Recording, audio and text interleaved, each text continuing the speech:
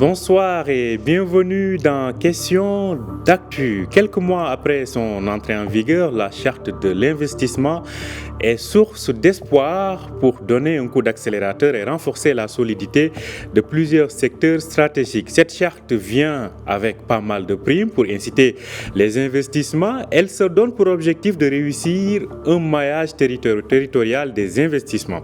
Le ministre délégué chargé de l'investissement, justement, Mohsen Jazuli, était d'ailleurs cette semaine au Parlement pour rendre compte de l'état d'avancement de la mise en œuvre de cette charte. Dans Question d'actu, nous posons cette même question de savoir comment avance cette charte, ainsi que de savoir quels sont les fameux obstacles structurels au climat des affaires, si ces obstacles ne freinent pas ce nouvel élan. Quelles sont également les limites de cette charte dans le contexte actuel? Ces questions, nous les posons à nos deux invités, à savoir Zakaria Firanou, professeur d'économie, professeur en économie à l'université Mohamed V à Rabat. Bonsoir professeur et merci d'avoir accepté notre invitation. Bonsoir, merci également pour l'invitation. Merci. Alors notre second invité est Abdelnaby Aboul Arab, il est également économiste. Bonsoir professeur et merci d'avoir accepté notre invitation. Merci à vous, merci de l'invitation. Partager toutes ces questions que je viens d'évoquer, on va en parler et c'est dans un instant.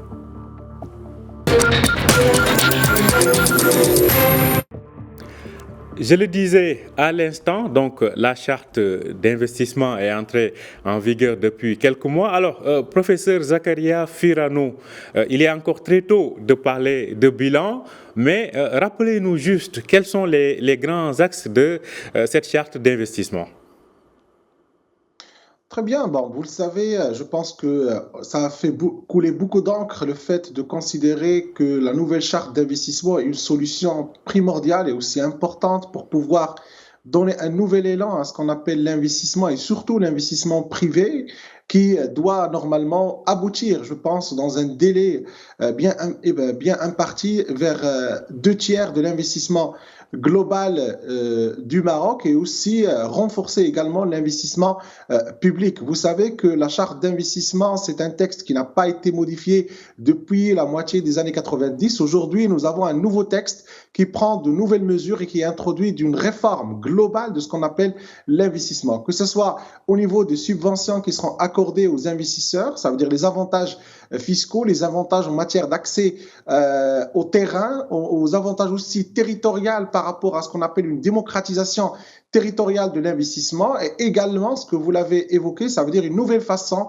de voir la gouvernance de ces projets d'investissement à travers un rôle renforcé de ce qu'on appelle les centres d'investissement régionaux. Il y a également des éléments qui sont très importants, c'est qu'aujourd'hui, on donne beaucoup de faveurs dans la nouvelle charte d'investissement aux investisseurs étrangers. Ça veut dire on joue sur le fait d'avoir un objectif d'attractivité pour le Maroc en matière d'investissement et c'est vraiment en matière de flexibilité des capitaux qui peuvent rentrer, qui peuvent sortir pour les investisseurs et également de asseoir un certain climat des affaires qui sera favorable à l'investissement, que ce soit l'investisseur étranger ou aussi l'investisseur national. Il y a également un élément très important, c'est que dans cette charte d'investissement, on ne considère plus l'investissement comme étant uniquement un investissement en capital physique. Nous avons également ce qu'on appelle un investissement dans le capital humain. Ça veut dire qu'on considère que l'employabilité est une condition sine qua non pour pouvoir réaliser tout investissement et également pour pouvoir aboutir ou pouvoir bénéficier,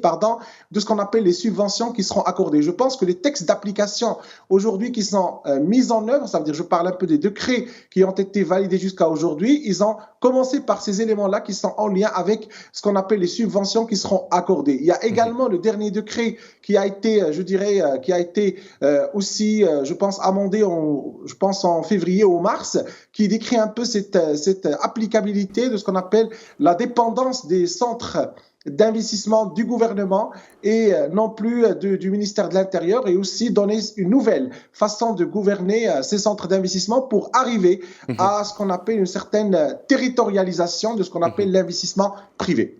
Alors, on parlera justement du rôle du secteur privé, mais aussi de ces centres régionaux d'investissement.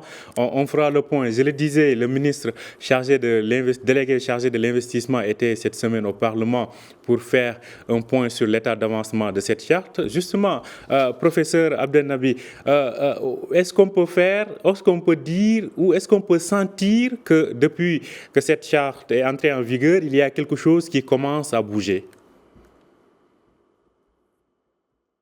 Tout à fait, tout à fait. Il me semble que le processus s'est enclenché avec l'adoption à l'unanimité d'ailleurs par les deux chambres du Parlement. Il y a un état d'esprit, il y a une sorte de rupture avec les anciennes pratiques. Le Maroc est décidé à faire de l'investissement un facteur distinctif par rapport à son environnement aujourd'hui régional. Il y a une concurrence accrue aujourd'hui par rapport au stock d'investissements internationaux et le Maroc doit se mettre dans ses meilleurs états, dans ses meilleures dispositions pour justement attirer le plus d'investissements possible. Il faut savoir que dans le monde, il y a un stock d'IDE qui circule, qui est extraordinaire, qui est très élevé. Et il dépasse les 2000 milliards de dollars annuellement. Alors, pour avoir une petite comparaison, le Maroc réussit chaque année à attirer quelques 3 milliards, un peu moins, un peu plus, annuellement. De dollars, vous voulez dire Pardon ? 3 milliards de dollars, vous voulez dire 3 milliards de dollars, évidemment. 3 milliards de dollars, évidemment. Ce qui signifie qu'on est en deçà de nos capacités d'attraction et de la part de ce gâteau que l'on pourrait attirer. Donc, voilà, les pouvoirs publics sont conscients de cette faiblesse structurelle qui a représenté et qui a caractérisé la capacité du Maroc à mobiliser de l'investissement sur les années passées, malgré une forte évolution entre les années 2000 et les années 2019, qui s'avoisine à peu près à 11%. Mais laissez-moi dire que le Maroc peut faire mieux et peut faire plus. Et c'est pour ça que cette charte d'investissement a été adoptée. Et il me semble que désormais, nous avons le cadre institutionnel, nous avons le cadre juridique, nous avons le cadre, je dirais même politique, parce qu'aujourd'hui, l'investissement et le pilotage de ce processus est directement lié au chef du gouvernement, alors qu'avant, c'était sous la tutelle d'EOLI et du ministère de l'Intérieur. Alors, est-ce que quelque chose a changé ? C'est sûr que on voit des changements par rapport à cette gouvernance de ce secteur et de cette activité d'investissement. On voit des changements par rapport à d'autres, je dirais, dimensions qui sont directement impactantes sur notre capacité à attirer de l'investissement. Je parle à ce niveau-là du climat des affaires sur lequel le Maroc s'est vraiment développé, se distingue par rapport à ses pays voisins dans le pourtour méditerranéen et par rapport au continent africain, parce qu'on se positionne aujourd'hui à peu près au niveau 50e nation la plus attractive d'investissement dans le monde, alors qu'on était classé dans le rang 80, entre 80 et 90. D'accord. Donc, beaucoup d'efforts sont faits. D'accord. Beaucoup d'efforts. Je termine rapidement. Oui, allez-y. Mais ça reste évidemment insuffisant et je reviendrai là-dessus. Effectivement, on va évoquer tout cela. Qui dit investissement ou procédure d'investissement pense à, comme le diront certains, à cette expéditions administratives auxquelles il faut affronter ou qu'il faut mener, notamment en termes d'importance, de l'importance de la demande en termes de procédures, de papiers, de documents. On a vu que certaines mesures ont été récemment prises dans le cadre de la dématérialisation. L'objectif, c'est au moins d'enlever 45% de ces documents. Comment sentez-vous que les choses se répercutent sur le terrain, professeur Zakaria Firanou? A priori, permettez-moi de dire que normalement, sur le plan pragmatique et surtout d'évaluation de politique publique, comme un peu la politique d'investissement, qui est une politique économique structurelle de long terme, il faut savoir qu'il y a uniquement 5 mois que cette charte d'investissement est rentrée en vigueur. Donc, ce qui veut dire que nous ne pouvons pas réellement mettre en place une certaine évaluation, un certain baromètre de suivi de ce qu'on appelle les réalisations de cette charte-là. Mais maintenant, ce qu'on peut dire aujourd'hui, c'est ce qui a été évoqué, ou vous l'avez aussi souligné par le ministre chargé un peu de l'investissement et aussi des politiques publiques, c'est pour dire simplement que sur les 5 mois, il y avait 3 grandes réalisations, si on peut dire ça de façon plus propre. Premièrement, il y avait ce que vous l'avez dit de façon très directe, c'est qu'il y avait une réduction de ce qu'on appelle la bureaucratie en termes de paperasse, en termes de procédures par rapport à l'accessibilité de l'investissement. Et donc là, selon les mots du ministre, on parle de 45 documents qui ont été éliminés pour pouvoir faciliter l'accès à l'investissement. Et donc ça, c'est un élan très important. Il y a également les efforts qui ont été mis en place pour la digitalisation et aussi un peu réduire un peu la confrontation, je dirais, humaine ou les frictions humaines en matière d'accès à l'investissement. Il y a un deuxième élan qui a été mis en place et aussi qui va permettre un peu de réduire, d'améliorer, le climat des affaires. C'est en fait l'entrée en vigueur de ce que j'ai dit, la nouvelle gouvernance des centres régionaux d'investissement, et ce qui va rendre un peu plus fort l'intervention de ces centres régionaux en matière de déployabilité de l'investissement. Il y a également un élément très important qu'on n'a pas évoqué, c'est qu'il y avait la mise en place dans cette charte-là, sur les 5 mois qui sont passés, il y avait la mise en place de ce qu'on appelle les primes de subvention qui ont eu leur décret d'application et qui permettent aujourd'hui aux investisseurs qui veulent se placer dans des régions qui sont, je dirais, des régions cibles ou des régions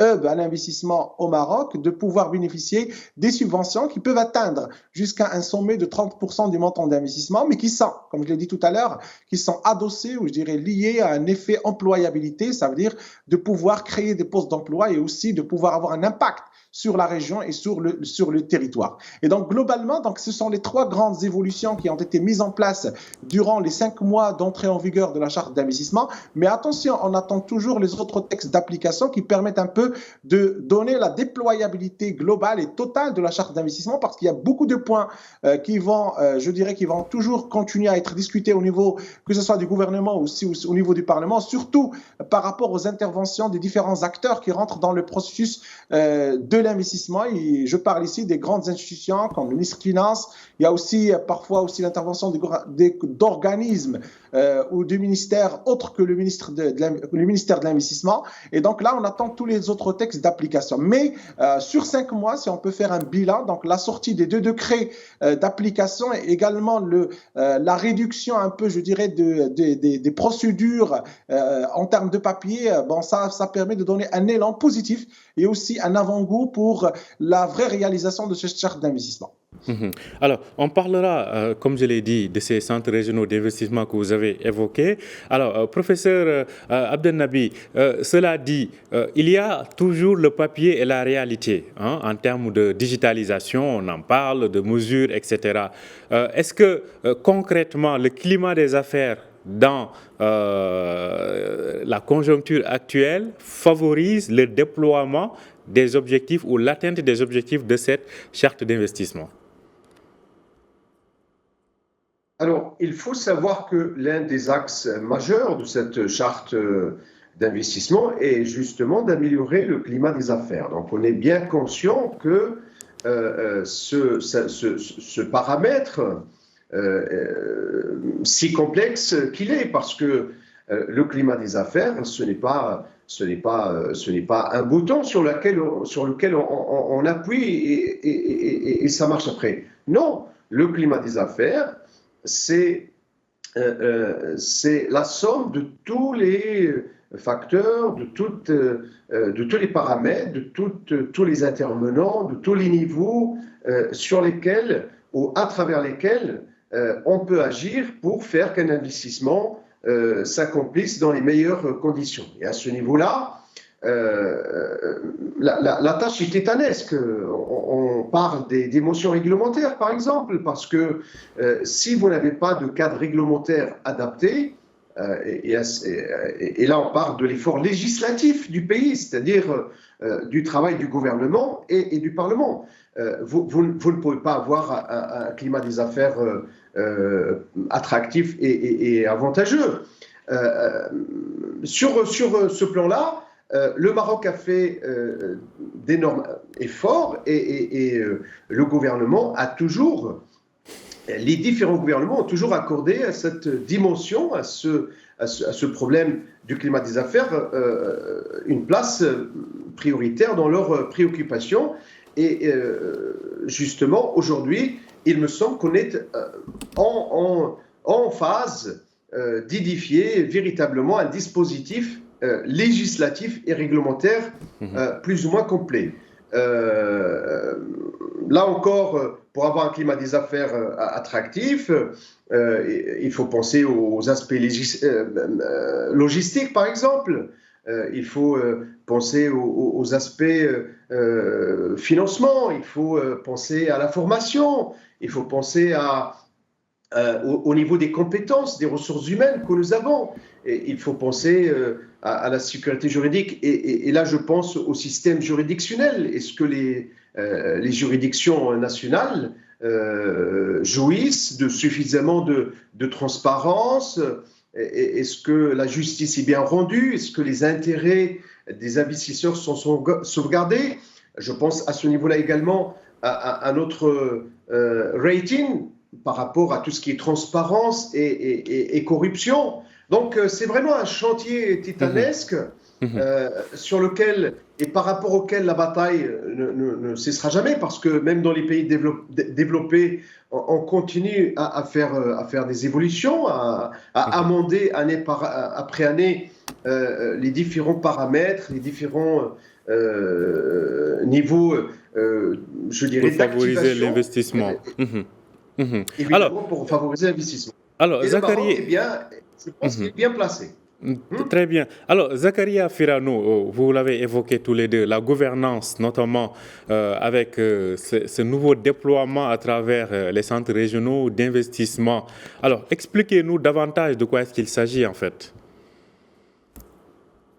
Bon, premièrement, normalement, nous savons que dans les discours même de Sa Majesté le Roi, que Dieu le glorifie, donc notre auguste souverain a toujours insisté sur le fait qu'il faut donner un élan très important aux centres régionaux d'investissement. Pourquoi? Bon, pour une simple raison, c'est que les investisseurs, et surtout les investisseurs privés, lorsqu'ils rentrent dans une région, donc le premier interlocuteur est normalement le facilitateur de l'accès au projet d'investissement, c'est le centre régional d'investissement. Et donc là, si on n'accorde pas à ce centre régional d'investissement les capacités, les moyens et aussi l'indépendance d'agir pour pouvoir suivre les investisseurs, donc nous ne pouvons pas avoir cette accessibilité, cette attractivité en matière d'investissement.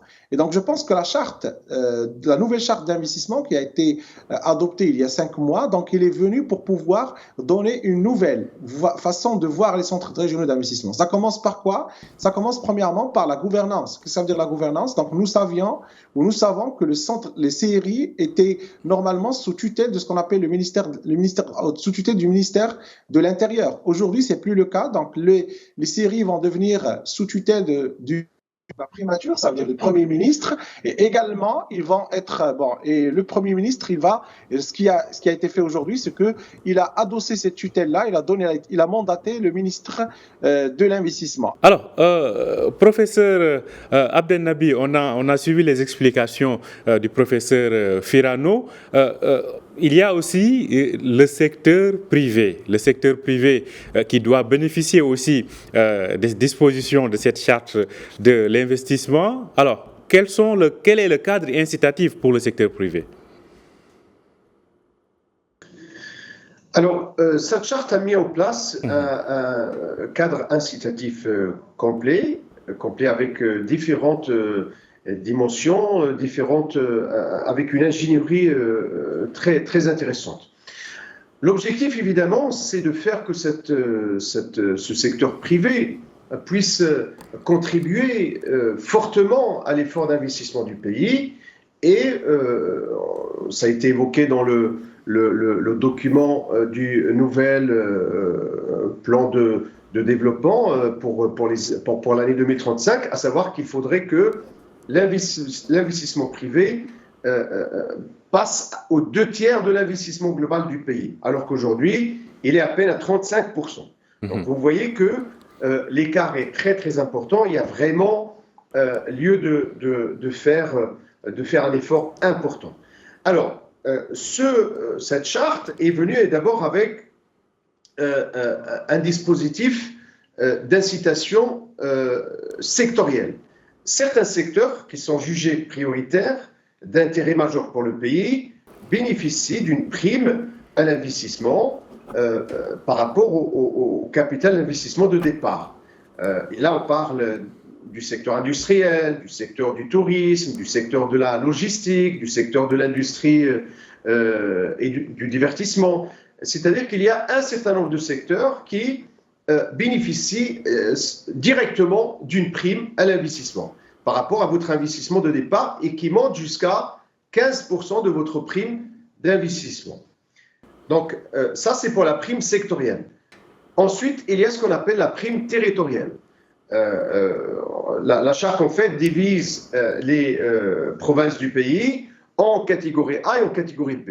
Certaines catégories bénéficient d'un effort supplémentaire de la part de l'État qui se traduit par une prime supplémentaire pour les entreprises et pour le secteur privé qui investit dans ces provinces parce qu'elles sont défavorisées, parce qu'il faut les encourager. Là, on pense par exemple aux régions de l'Oriental, aux régions du Sud. Et donc, ces régions-là bénéficient d'une prime supplémentaire d'investissement. Il y a par ailleurs ce qu'on appelle en fait des primes communes. Tous les projets d'investissement bénéficient d'une prime par rapport à un certain nombre d'indicateurs. Et là, par exemple, si vous créez un certain nombre d'emplois stables, vous bénéficiez d'une prime supplémentaire de 5%. Si la masse salariale féminine au sein de votre entreprise dépasse par exemple 35%, et ben, vous bénéficiez d'une prime supplémentaire de 5% par rapport à votre montant d'investissement global. Donc il y a comme ça un certain nombre d'incitations qui sont très importantes et qui vont certainement avoir un impact sur la motivation des investisseurs. Par ailleurs, il y a des primes d'encouragement à l'investissement pour ce qu'on appelle les projets d'intérêt stratégique, ceux qui dépassent les 2 milliards de dirhams. Ces projets-là sont déclarés d'intérêt stratégique pour le pays et sont pris en charge directement par la Commission nationale de l'investissement. Et à partir de là, l'effort nécessaire est fait pour faire réussir de tels investissements. Par ailleurs, il y a également tout ce qui est très petite entreprise, PME, et là, on attend un dispositif d'incitation par rapport à ces entreprises qui sera spécifique. Donc, de manière générale, si votre investissement dépasse 50 millions de dirhams, ou si vous créez plus de 150 emplois stables, ou par ailleurs, si vous n'atteignez pas les 50 millions, mais vous créez quand même les 150 emplois stables, vous bénéficiez d'une prime à l'investissement, donc d'une subvention qui peut aller jusqu'à 30% de votre investissement global. Ce qui est vraiment une incitation très intéressante. Alors certains ont émis quelques réserves par rapport à la prime territoriale, c'est-à-dire qu'il y a des régions qui ne sont pas dans l'axe de développement. Justement, c'est l'un des reproches que l'on fait à cette charte. D'ailleurs, certains parlent de Casa, de l'axe Tanger-Agadir, qui serait privilégié par rapport au reste. Alors, professeur Zakaria Firano, justement par rapport à ce maillage territorial pour réussir l'investissement, est-ce que ces critiques sont, disons, fondées, sachant que dans d'autres régions, il y avait déjà des dispositifs d'incitation pour l'investissement? Bon, moi, je ne vais pas reprendre ce qui a été évoqué par un autre ami en matière je dirais, des différentes incitations qui ont été formulées, que ce soit sur le plan territorial ou sectoriel, ou aussi pour les projets stratégiques.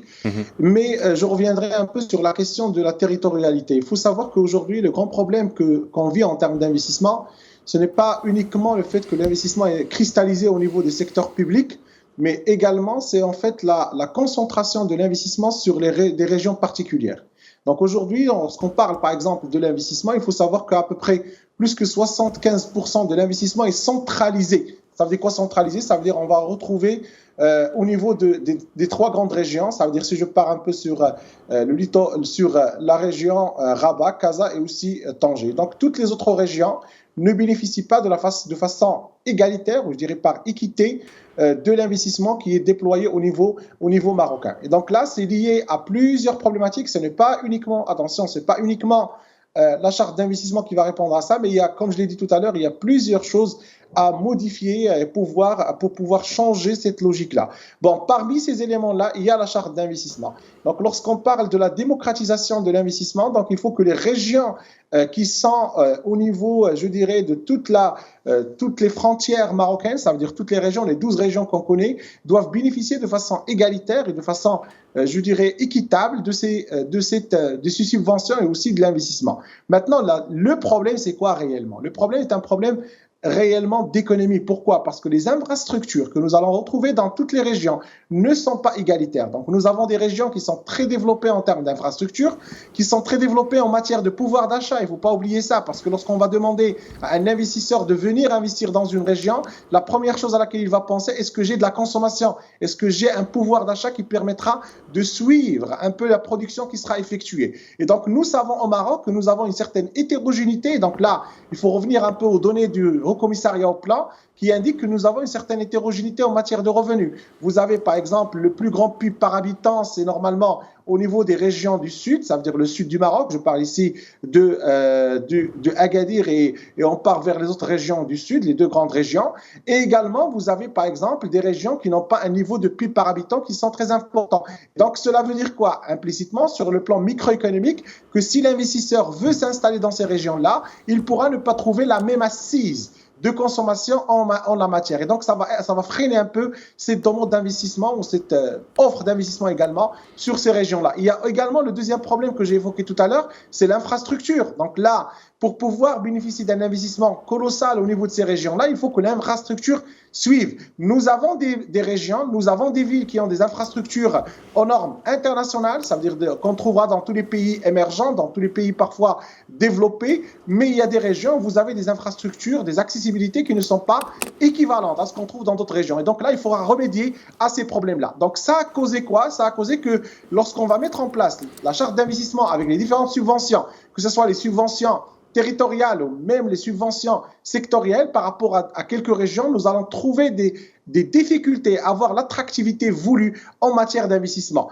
Et donc là, je pense qu'il y a des efforts qui doivent être déployés. Premièrement, c'est qu'il faudra vraiment activer la régionalisation avancée. Il faudra donner à la région le pouvoir. Jusqu'à aujourd'hui, même si on parle de régionalisation, nous n'avons pas l'acteur qui est la région, qui est au cœur de ce qu'on appelle la décision budgétaire. Et donc là, ça freine un peu l'investissement de la région. Il y a également, il faut accélérer les autres décrets qui sont liés à la charte d'investissement pour pouvoir identifier les acteurs qui vont rentrer réellement dans la prospection, dans l'exécution de l'investissement. Nous avons aujourd'hui parlé uniquement des séries et je pense qu'il faudra que tout soit convergent au niveau des séries parce que c'est le série qui doit être le seul interlocuteur avec les investisseurs et je pense que l'État également devra déployer encore plus d'efforts pour les régions qui sont, je dirais pas défavorisées, mais les régions qui ne sont pas aux normes en termes d'infrastructure, en termes d'investissement. Il faudra casquer un peu des moyens pour pouvoir les rendre aussi plus attractifs.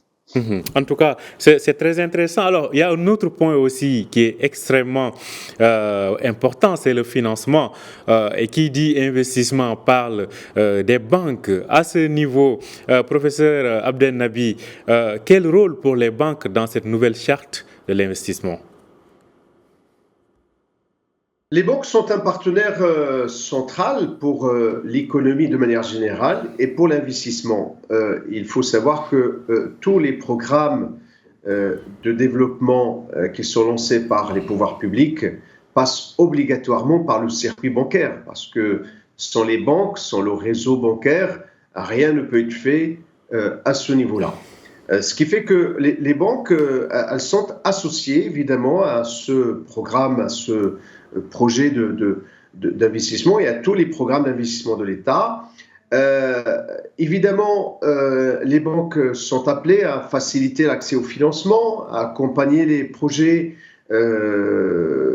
garantis par l'État, à devenir même ce qu'on appelle des acteurs conseils, des acteurs accompagnateurs pour les investisseurs, à constituer une sorte de guichet d'investissement, de guichet de l'entrepreneur. C'est le cas par exemple pour la banque Attijari Wafa Bank ou pour la Banque Populaire et d'autres banques. Je ne veux pas citer de marque, mais il me semble que les banques sont, depuis l'appel de Sa Majesté, et que Dieu l'assiste, à ces banques pour qu'elles soient plus citoyennes, pour qu'elles ne pensent pas à l'intérêt propre de ces banques et qu'elles s'engagent avec des politiques sociales, des politiques qui pensent au financement des projets qui sont en mesure surtout d'aider les personnes défavorisées, les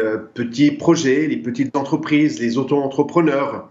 Et à ce niveau-là, il me semble que les banques ont bien réagi, surtout par rapport à des programmes comme Intelaka qui ont été lancés et d'autres programmes. Alors, par rapport à la charte d'investissement, le rôle des banques est crucial parce qu'elles sont du côté de l'investisseur et elles sont du côté de de la disponibilité des capacités de financement. Par ailleurs, ces banques, elles bénéficient de l'engagement de l'État puisqu'il y a l'engagement de ce qu'on appelle la caisse centrale de garantie qui garantit aujourd'hui beaucoup de projets, beaucoup de programmes lancés par l'État, jusqu'à hauteur de 80%. Donc, il me semble que les banques aujourd'hui, le système bancaire, représentent le nerf de la guerre pour la réussite de cette volonté de transformation de l'investissement au Maroc. Et il faut savoir aussi impliquer, associer ces banques, pas uniquement pour le financement, mais sur tout le long de ce qu'on appelle le cycle de vie d'un projet, parce que les banques, elles sont très, très puissantes, les banques. C'est des institutions qui ont beaucoup d'informations, qui sont sur le terrain, qui sont au contact de tous les acteurs, de leurs clients. Elles ont une place centrale dans la vie, l'animation même de la vie économique. Je pense que votre idée est claire. Alors, il y a d'autres questions aussi qui s'imposent. Et là, je me tourne vers le professeur Zakaria Firano. C'est par rapport... alors, est-ce qu'il n'y a pas aujourd'hui de deux poids, deux mesures entre l'investisseur étranger et l'investisseur national, vu toutes les incitations qui sont faites aux uns et aux autres? Est-ce que finalement, qui est le plus favorisé dans cette nouvelle charte de l'investissement? Bon, avant de répondre à votre question, j'aimerais bien revenir à la question de financement. Bon, je pense que c'est une question fondamentale et il fallait vraiment lui consacrer beaucoup de temps. Maintenant, je pense que, bon, moi je vais être vraiment très clair sur cette question-là. Moi, je pense que le modèle bancaire aujourd'hui qu'on a au Maroc, je ne pense pas qu'il pourra suivre un peu l'élan de l'investissement privé qu'on veut. Pourquoi? Je m'explique, parce que nous avons un modèle de banque qui est établi sur une banque universelle et donc qui peut recevoir l'épargne publique et qui va chercher à financer l'investissement. Je pense qu'aujourd'hui, il faudra réfléchir, revoir ce modèle bancaire et partir vers vers un nouveau modèle qui va distinguer entre les banques d'investissement et les banques commerciales. Et donc, si on n'arrive pas à faire ça, je pense que le système bancaire ne pourra pas suivre les nouveaux prémices de ce qu'on appelle la charte d'investissement. Il faut aujourd'hui qu'on ait au Maroc ce qu'on appelle des banques d'investissement. Si vous regardez les expériences à l'international, dans la plupart des pays, que ce soit les pays développés, les pays émergents, on va trouver que vous avez ce qu'on appelle les investment banks, sont les banques qui suivent l'investissement et qui ont la possibilité de prendre du risque. Parce que ce qui est important aujourd'hui, c'est que les banques, ils doivent prendre du risque dans des projets d'investissement, que ce soit les projets des toutes petites entreprises, les startups et également tous les produits innovants avec l'entrepreneuriat, etc., etc. On ne peut pas faire ça avec une banque qui est une banque universelle, qui reçoit les dépôts et qui a peur de prendre le risque. Donc ça, c'est un premier élément très important. Il faut revoir le modèle bancaire.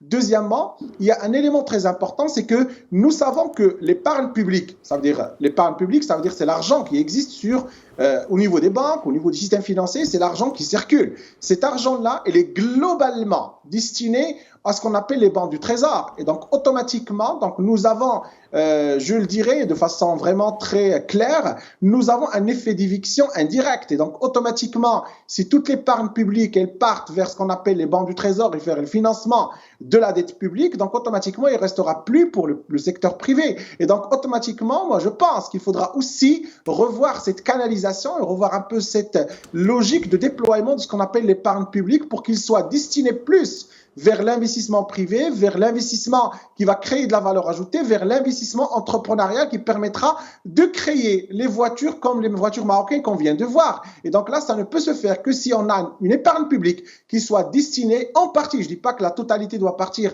vers le privé, mais en partie, ça doit être drainé vers l'investissement qui est le plus productif. Et je pense ici, j'interpelle tous les acteurs qui gèrent l'épargne publique et nous savons qui sont ces acteurs-là. Nous avons des acteurs qui sont très importants sur le marché. Il faut revoir leur structure, il faut revoir un peu leur façon de voir les placements et aussi l'utilisation de l'épargne publique. Maintenant, je reviens à votre question et donc je pense après on pourra discuter, peut-être dans une autre émission, la question du financement parce que c'est très important pour... En tout cas, vos propositions sont d'une très grande importance puisqu'on parle depuis très longtemps effectivement de la nécessité d'avoir une banque d'investissement au Maroc.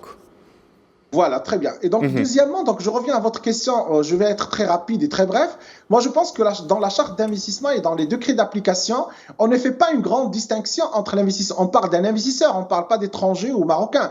Je pense que la loi, elle est neutre, et ça, elle doit être neutre entre les deux types d'investisseurs. La différence clé, c'est quoi? C'est que normalement, nous savons que pour pouvoir être un pays compétitif, pour pouvoir arriver à ce qu'on appelle l'objectif de transfert technologique, et c'est ce qui est le plus important, il faut que l'investisseur privé arrive, parce qu'il ne faut pas oublier que lorsqu'un investisseur étranger arrive au Maroc, il vient, oui, avec les moyens financiers, mais il vient aussi avec les idées, avec aussi de la production, avec aussi de la technologie. Et donc là, c'est pour ça que l'investisseur étranger est très important, parce qu'il transfère avec lui l'argent, il y a des flux qui rentrent en termes de devises, ça permet un peu d'alléger la balance des paiements, mais également il permet le transfert technologique, parce qu'il vient aussi avec son industrie, il vient avec son réseau d'implémentation, et le plus important, c'est qu'il vient avec sa capacité technologique d'innovation. Et donc, ce qui est le plus important pour le Maroc. Et donc, c'est pour cela que nous allons trouver des incitations fiscales, nous allons trouver des incitations par rapport à l'accessibilité au terrain. Donc, ce qui est normal parce que finalement, les effets de synergie qui vont être déployés à travers l'investisseur étranger, ils ne vont pas uniquement toucher les moyens financiers, mais ils vont toucher tout le cluster. En matière de production, en matière d'industrialisation. C'est important, ce point-là. Certainement, on y reviendra également. Il nous reste à peine une petite 2 minutes et je donne la dernière parole au professeur Abdel Nabi pour parler de ces secteurs stratégiques. Très rapidement, quels sont selon vous ces secteurs prioritaires? Assez rapidement, professeur. Et je ferai le lien avec le financement, justement. On distingue les petits Très rapidement, il nous reste peu de temps. Vous voyez l'entreprise pour laquelle je pense que le système bancaire aujourd'hui peut répondre. Mais de l'autre côté, nous avons les projets stratégiques d'envergure importante. D'ailleurs, la charte parle de ces projets qui peuvent avoir un impact significatif sur, je dirais, la sécurité alimentaire, la sécurité hydrique du royaume, le développement technologique, son rayonnement régional, continental, ainsi de suite. Et pour ces projets-là, il me semble que l'État s'engage il y a lieu d'aller chercher des financements qui ne sont pas locaux, qui ne sont pas au niveau national, mais des financements internationaux. Et cette capacité, justement, à aller à la rencontre des fonds souverains internationaux, aux banques d'investissement internationales, est déterminante, surtout qu'il s'agit de projets structurants et souvent à dimension internationale. Et là, je fais référence, par exemple, au projet de la liaison entre le Nigeria et le Maroc. Le gazoduc. Au niveau oui, l'aléoduc pour le transport et le transfert du gaz. Donc, voilà, il y a plusieurs dimensions. Il me semble qu'il y a lieu de faire des efforts supplémentaires par rapport à cette question d'attractivité du pays et sa capacité surtout à attirer les investissements internationaux, parce que c'est là où il y a l'argent, c'est là où on peut attirer le plus de valeur possible, que ce soit en termes de financement, en termes de technologie, en termes de capacité à gagner en part de marché, parce que les projets doivent rayonner au niveau international et avoir accès au marché nécessaire. Merci à vous deux pour vos éclairages. Professeur Zakaria Firano, professeur donc en économie à l'université Mohamed V à Rabat, et à Abdelnaby Aboul Arab, qui est donc économiste. Merci à vous deux d'avoir participé dans notre émission Questions d'actu. Merci à vous. Merci à vous aussi de nous avoir suivis. Je rappelle que vous pouvez retrouver cette émission sur notre site www.medientv.com. Bonne suite de programme sur Médien TV.